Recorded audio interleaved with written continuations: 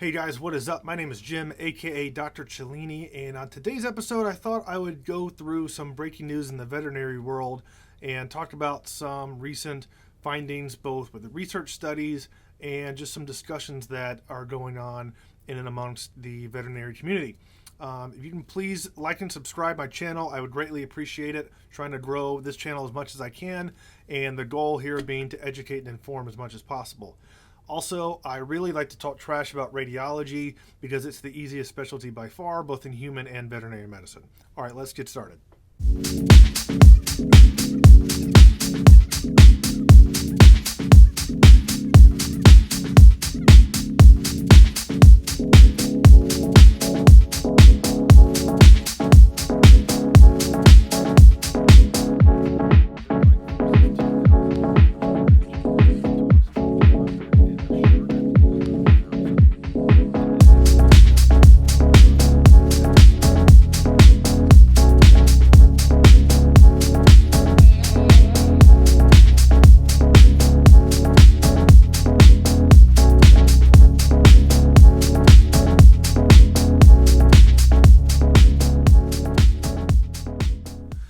On today's episode, we're going to talk about 3 recent news articles in veterinary medicine. The first is a discussion about the future of curbside service.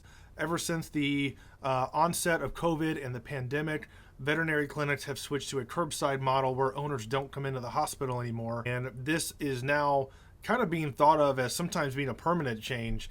I know in my hospital we've had discussions about this. Second thing I talked about is a study that recently uncovered the mystery behind grape toxicity in dogs.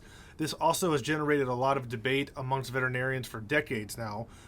Typically, grapes are thought of as toxic, but we have never been able to find the toxic agent in grapes up until now.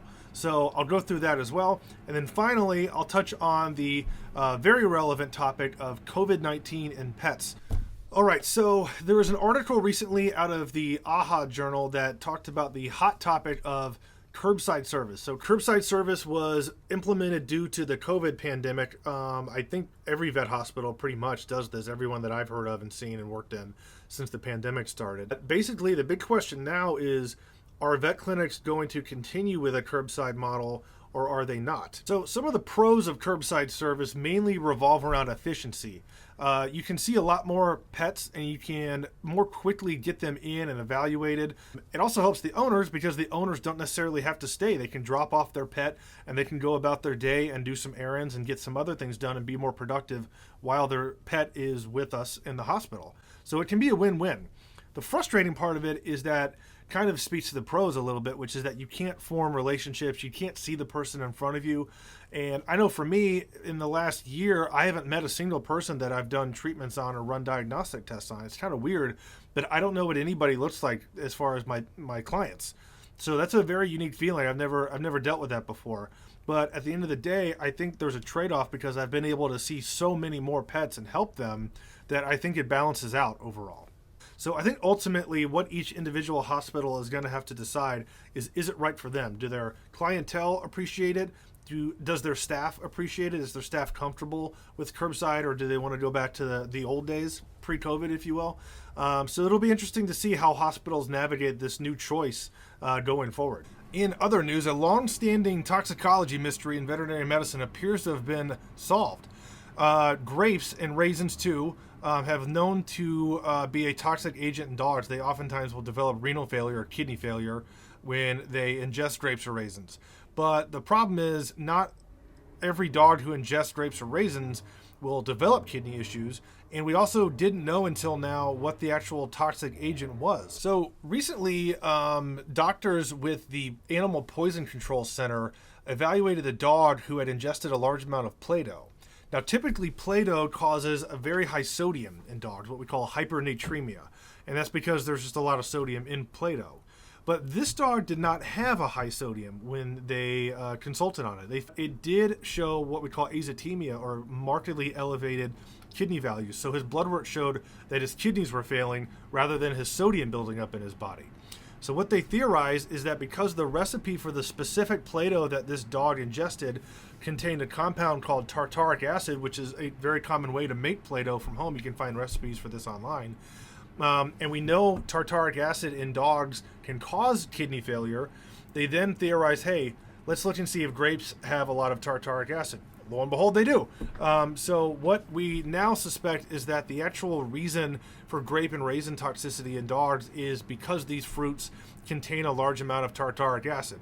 There's a list of other fruits that contain tartaric acid naturally as well, like apples, for instance. You can find these online. But suffice it to say, it's nice to know the actual causative reason for kidney failure in dogs when they ingest grapes and raisins. And as a public service announcement, always remember, don't let your dogs eat grapes and raisins. And finally, in news that pertains to the COVID-19 pandemic, researchers out of the University of Glasgow recently documented 2 cats that developed COVID-19 from their owners. Both of these cats were normal, and their owners developed COVID-19. Shortly after their owners developed symptoms, they developed symptoms, and one of these 2 cats progressed and ultimately died. What they found on that cat's post-mortem study, looking at their lung tissue, was evidence of SARS-CoV-2 infection. So it seems that cats can serve as more or less like a reservoir of COVID-19. People seem to be able to transmit it to cats, and a lot of times cats can just have it on their body and yet are asymptomatic or develop mild symptoms, kind of like what people do. But importantly, there is no current evidence, or at least no strong evidence, that cats can actually spread COVID-19 back to people.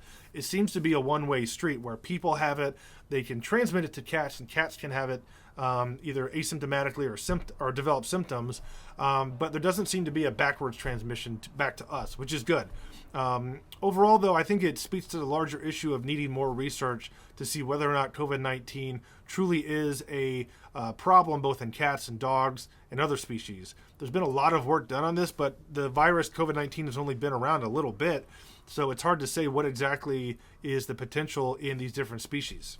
If you're looking for a great resource in regards to pets and their susceptibility or transmission of COVID-19, a great resource is Ohio State's website. They have an entire website with a lot of different questions that are commonly asked and a lot of pertinent topics in relation to COVID-19 and pets.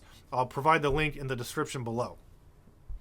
All right, so that's a summary of recent veterinary news. I hope you enjoyed these snippets. I like talking about recent developments, both with research and just kind of news stories in general, practice news, animal medical science, all that stuff. It's all really fun to talk about.